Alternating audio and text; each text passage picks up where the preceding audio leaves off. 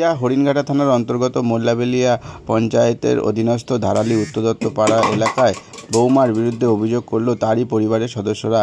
মূলত শাশুড়িকে ভাতের থালার মধ্যে ধানের বিষ খাইয়ে মেরে ফেলার অভিযোগ উঠল তারই বৌমার বিরুদ্ধে।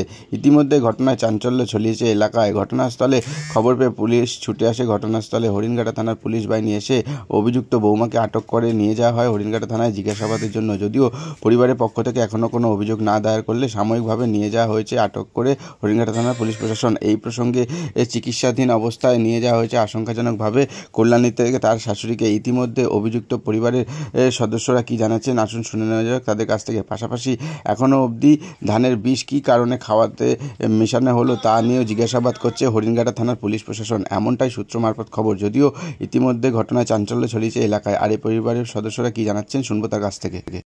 কি হয়েছে ঘটনা জানেন? সকালবেলা রান্না করতে গিয়েছিল শাশুড়ি, এবার ওই বৌমা মানে শুয়েছিল, কোনো কাজ করিনি। এবার শাশুড়ি রান্না করে দিয়ে এবার ভাত বেড়ে দিয়েছে, দিয়ে এবার স্বামী ছেলের হচ্ছে বাবা মা সব ভাত বেড়ে দিয়েছিল, দিয়ে ভাত দিয়ে মানে ছেলেকে ডাকতে গিয়েছিল।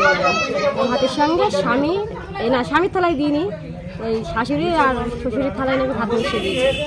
আচ্ছা, আজকে তাহলে বিষ মিশিয়ে দিয়ে কখন হয়েছে ঘটনাটা? সকাল 8টা। তখন আপনারা ছিলেন না? আমরা তখন ছিলাম না। আচ্ছা, পরে শুনে তারপরে এসেছি। কেন হঠাৎ করে বিষ মিশালো, কারণটা কি? ঝামেলা হতো নাকি কোনো? হ্যাঁ, বউটার সঙ্গে শাশুড়ির বলতো না।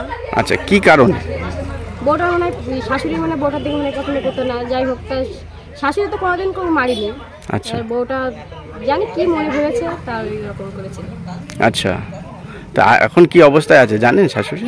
শাশুড়ি এখন এই হসপিটালে নিয়ে গিয়েছিল। আচ্ছা, ভাত খেয়েছিল আজকে? না, এক গাল যে খেয়েছে, এবার ওই গন্ধ শুকে এবার ভাত মনে হয় ফেলে দিয়েছে। কলে গিয়ে কুলি করেছিল, এবার ওই ডিম আর এই তেলগুলা এবার খাইয়ে দিয়েছে। এবার তাও মনে হয় বমি হয়নি, তাই মানে হসপিটালে নিয়ে গিয়েছে। আচ্ছা, কি বিষ মিশিয়ে খাওয়ানো? ধানের বিষ। ওই কি বাড়িতেই ছিল নাকি? বাড়িতেই ছিল, সিঁড়ির উপরে। আচ্ছা, সেই ক্ষেত্রে কি ইচ্ছা করে এই ঘটনা ঘটেছে বলে মনে করছেন? হ্যাঁ, ও ইচ্ছা করেই করেছে। আচ্ছা, এর আগেও কি এরকম ঘটনা হয়েছে? হ্যাঁ, নিজে নিজে হাত কেটেছে, কেটে অন্য লোকে দই দিয়েছে, অথচ নিজেই একা কেটে এবার আমার নন্দাইকে দই দিয়েছে।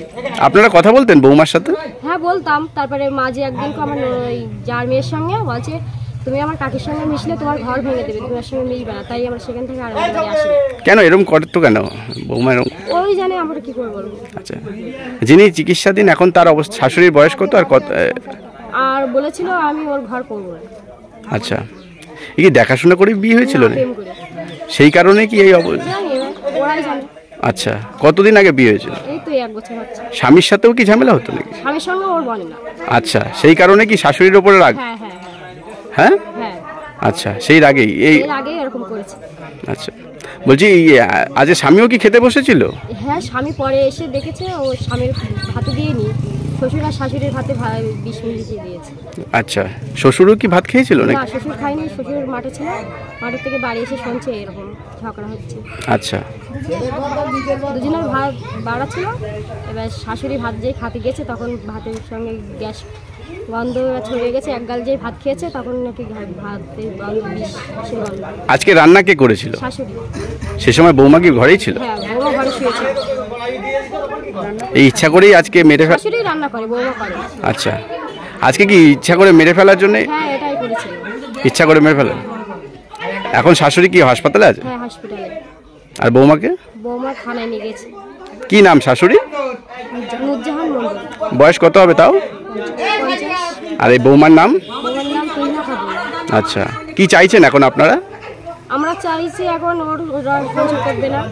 এবার আমরা চেয়েছি ওর বাদ দিয়ে দেবে, যাই হোক কিছু করে না। ও শাস্তির দরকার।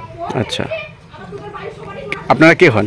আমি ওর যা, আমি আমার সৌর মেজো, ওটা নয় যাই। কি নাম আপনার? হালিমা খাতুন। কোথায় এটা কোথায় ঠিকানাটা কোথায়? ধারালি উত্তর দত্তপাড়া।